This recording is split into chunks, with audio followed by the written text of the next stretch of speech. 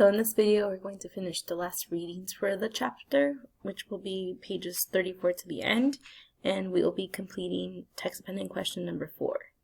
Also, make sure that you're taking the quiz. That is usually due by Sunday, but as you know, late work is also accepted, so just make sure you're trying your best. Okay, so the fourth question that we're really focusing on is, what dangers do the Logan family face? And I know that we were already basically talking about this because we know that they're visited by, oh actually sorry, let me back up. We should choose a color to highlight this evidence for. So let's choose this purple. Okay, so as I was saying in the previous video that we were looking at, we know that we already have hints of the dangers that they're going to face.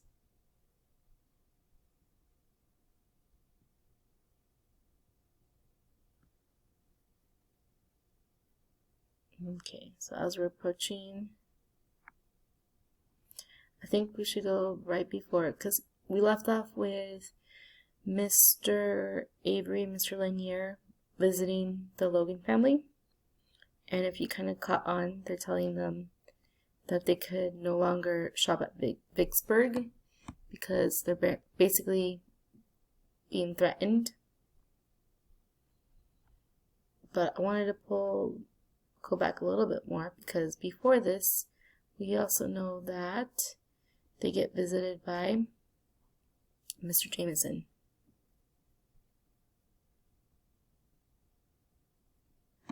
So I want to find that place. That's what's kind of taking me a little bit longer, sorry. So it's here on page 28, where after he talks to Mr. Jameson, Mrs. Logan, or Mama, tells him or asks him what's going on, and he doesn't want to worry her, but he kind of tells him the gist. So he's saying that Wallace is in town, saying that he's not going to let a few smart colored folks ruin his business, that he's going to put a stop to it. So we know that might be a danger to the Logan family, since they're the ones basically leading that. Okay, so here's where we left off last time. So let's see. I'm going to take away this highlight and then we can get started. So where we just left off, we have the fact that, we just left off with Mr. Lanier and Mr. Avery saying that they can't go to shop at Vicksburg anymore. Okay. First thing tomorrow, I'm going to go around and see how many folks are still in this thing, Papa said, stopping under the oak near the house. I want to know before we make that trip to Vicksburg. Mama was quiet a moment. I don't think you and Mr. Morrison should go to Vicksburg right now, David. Not with the Wallaces threatening people like they are. Wait a while. Papa reached into the tree and broke off a twig. We can't just stop taking care of business because of them Wallaces, Mary. You know that. Mama did not reply. Papa leaned against the tree. I think I'll take Stacy with me. Now, David, no. He'll be 13 next month, honey, and he needs to be with me more. I can't take him with me on the railroad, but I can take him with me where I go around here, and I want him to know business, how to take care of it, how to take care of things when I ain't around. Okay, so here we have one of the dangers that's popping up already, where they're going to continue with their plan for Vicksburg, but Mama is fearful of that since she knows the Wallaces are going around making threats. Now, another danger that they have is that Papa wants to take Stacy with him. So we know that's another challenge since Stacy's barely going to turn 13. Okay, baby, a boy get as big as Stacy down here and he's near a man. He's got to know a man's things. He's got to know how to handle himself. I know, but Mary, I want him strong, not a fool like TJ. He's got more brains and learning than that, Mama snapped. I know, Papa said quietly. Still, it worries me, seeing TJ turning like he is. Seems to me if it isn't bothering Joe Avery much. He doesn't seem to be doing anything about it. Papa allowed the silence to seep between them before he said, It's not like you, honey, to be bitter. I'm not bitter, said Mama, folding her arms across her chest. It's just that the boy's gotten out of hand and doesn't seem like anybody's doing anything about it. The other day, Joe told me he couldn't do nothing with TJ anymore. That's a hard thing for a man to admit. He can still put a good strip of leather against his bottom, can't he? It was clear that Mama was unsympathetic to Mr. Avery's problem. Said he tried, but his health so poor he ended up with a bad coughing spell. Got so sick from it he had to go to bed. Said after that Fanny tried to whip the boy, but TJ's stronger than her, and it didn't do no good. Papa paused, then added, he's gotten pretty sassy too, I understand. So this gives us a little insight to what's happening with TJ's family, and it looks like he's his dad is losing control of him. We also see it's really sad that part of the problem with his dad is that his dad is sick. So we know that's part of the reason why TJ is out of control. Okay, well, sassy or not, Mama grumbled, they better figure out some way of getting that boy back in the right track because he's headed for a whole lot of trouble. Papa sighed heavily and left the tree. We'd better go in. I've got to get an early start if I'm going to get around to everybody. You're still sad going to Vicksburg? I told you I was. Mama laughed lightly in exasperation. Sometimes, David Logan, I wonder why I didn't marry sweet, quiet Ronald Carter or nice, mild Harold Davis. Because, woman, Papa said, putting his arm around her, you took one look at big, handsome me, and no one else would do. Then they both laughed, and together moved slowly to the side of the house. 7 families, including ours, still refused to shop at the Wallace store, even with the threat of a chain gang. Mama said that the number was not significant enough to hurt the Wallaces, only enough to rile them, and she worried, afraid for Papa, Stacy, and Mr. Morrison to take the trip. But nothing she could say could change Papa's mind, and they left as planned on Wednesday morning, long before dawn. On Thursday, when they were to return, it began to rain a hard, swelling summer rain, which brought a premature green darkness to the land and forced us to leave our hoeing of the cotton fields and return to the house. As the thunder rumbled overhead, Mama peered out the window at the dark road. Wonder what's keeping them, she said, more to herself than anyone else. Probably got held up someplace, said Big Ma. Could have stopped to get out of the storm. Mama turned from the window. You're most likely right, she agreed, picking up a pair of Christopher John's pants to mend. As the evening fell into total darkness, we grew silent. The boys and I were saying very little, Mama and Big Ma concentrating on their sewing, their brows furrowed.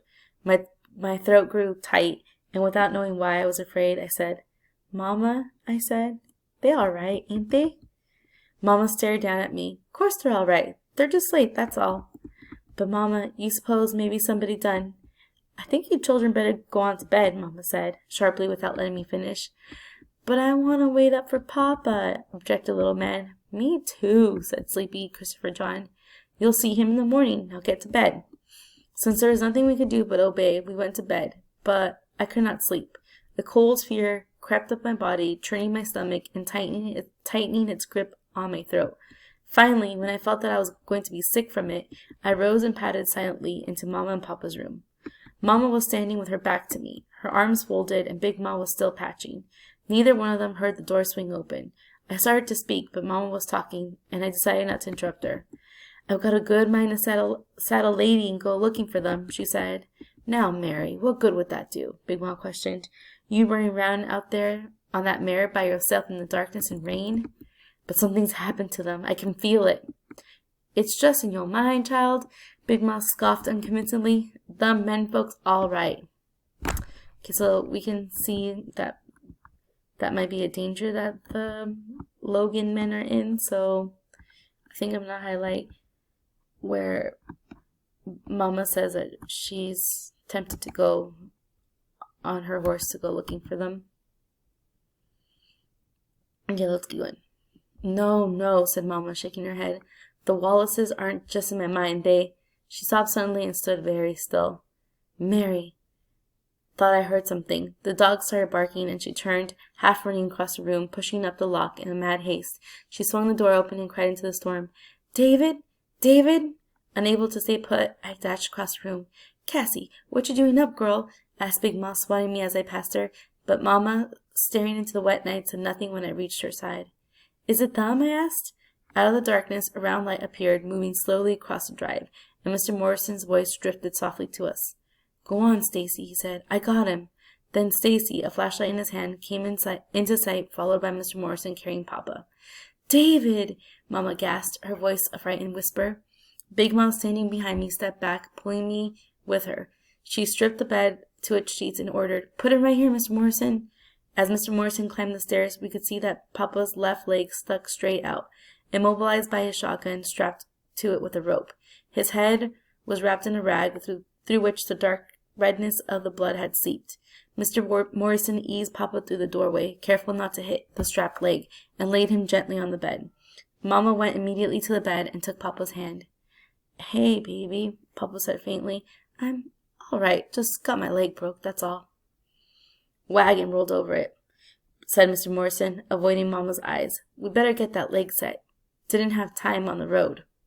"But his head," Mama said, her eyes questioning Mr. Morrison. But Mr. Morrison said nothing further, and Mama turned to Stacy. "You all right, son?" "Yes'm," Stacy said, his face strangely ashen, his eyes on Papa. "Then get out of those wet things. Don't want you catching pneumonia. Cassie, you go to bed." "I'll get a fire started," said Big Ma, disappearing into the kitchen as Mama turned to the closet to find sheets for making a cast. But Stacy and I remained rooted, watching Papa, and did not move until Christopher John and Little Man made a sleepy entrance. "What's going on?" asked Little Man, frowning into the light. "Go back to bed, children," Mama said, rushing to keep them from coming farther into the room. But before she could reach them, Christopher John spied Papa in the bed and shot past her. "Papa, you got back!" Mr. Morrison swung him upward before he could jar the bed. What's the matter?" asked Christopher John, wide awake now. "Papa, what's the matter? How come you got the thing in your head?" "Your papa's asleep," said Mama, as Mr. Morrison set Christopher John back down. "Stacy, take them back to bed, and get out of those clothes." None of us stirred. "Move when I tell you," Mama hissed impatiently, her face more worried than angry. Stacy herded us into the boys' room. As soon as the door closed behind us, I asked, "Stacy, how bad Papa hurt?" Stacy felt around for the lamp, lit it, then plopped wearily on the side of the bed. We huddled around him. "Well?" Stacy shook his head. "I don't know. His legs busted up by the wagon, and he shot." "Shot?" Christopher John and Little Man exclaimed fearfully, but I was silent, too afraid now to speak, to think. "Mr. Morrison says he don't think the bullet hurt him much. Says he thinks it just hit his skin. Here." Stacy ran his forefinger along his right temple, and didn't sink in nowhere. "But who'd shoot Papa?" asked Little Man, greatly agitated. "Can't nobody just shoot Papa?" Stacy stood then and motioned Christopher John and Little Man under the covers. "I've said too much already. Cassie, go on to bed." I continued to sit, my mind unable to move. "Cassie, go on now, like Mama said." "How the wagon roll over him? How he get shot?" I blurted out angrily, already plotting revenge against whoever had dared hurt my father. "Cassie, you go on to bed." "Ain't moving till you tell me." "I'll call Mama," he threatened. "She too busy," I said, folding my arms and feeling confident that he would tell the story. He went to the door and opened it. Christopher John, Little Man, and I watched him eagerly, but he soon closed the door and came back to the bed. "What was they doing?" asked Little Man. Big Mouth tending Papa's head. "Well, what happened out there?" I repeated. Stacy sighed despairingly and sat down. "We was coming back from Vicksburg when the back wheels come off," he said, his voice a hollow whisper. "It was already dark, and it was raining too, and Papa and Mr. Morrison thought somebody had done messed with them wheels for both of them to come off at the same time like they did. Then when I told them I'd seen two boys near the wagon when we was in Vicksburg, Papa said we didn't have time to unhitch and unload the wagon like we should to put them wheels back on. He thought somebody was coming after us. So after we found the wheels and the bolts, Papa told me to hold the reins real tight on hold the reels real tight on Jack to keep him still. Jack, he was real skittish because of the storm. Then Mr. Morrison went and lifted that wagon all by himself, and it was heavy too, but Mr. Morrison lifted it like it was nothing. Then Papa slipped on the first wheel that's when he got shot. "But who?" I started.